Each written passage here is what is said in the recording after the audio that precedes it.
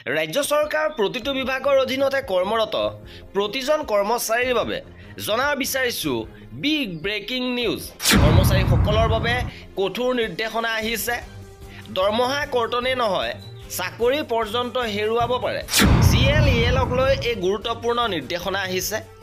লগতে এই ক্ষেত্ৰত কি নিয়ম অনুসৰণ কৰা হয় বা নিয়ম কেনেধৰণৰ সবিশেষ আপোনালোকক জনাব বিচাৰিছো। ভিডিঅ'টো প্ৰথমৰ পৰা শেষলৈকে চাই থাকিব।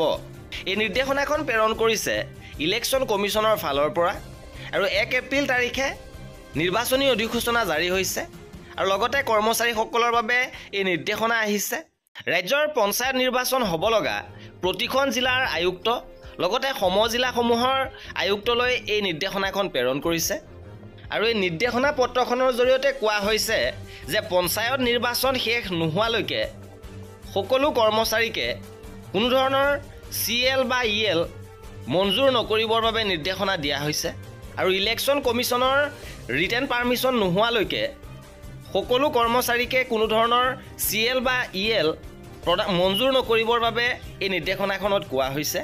গতিকে প্ৰতিজন কৰ্মচাৰীৰ বাবে ই এটা অতি জৰুৰী খবৰ আৰু এই ক্ষেত্ৰত থকা নিয়ম অনুসৰি চৰকাৰী কৰ্মচাৰীসকলে CL বা ELৰ ক্ষেত্ৰত যদিহে তেওঁলোকে CL বা EL গ্ৰহণ কৰে, যেতিয়া ই গ্ৰহণযোগ্য নহয় আৰু তেনে পৰিস্থিতিত তেওঁলোকৰ দৰমহা কৰ্তন লগতে অনুপস্থিত বুলি গণ্য কৰা হ'ব।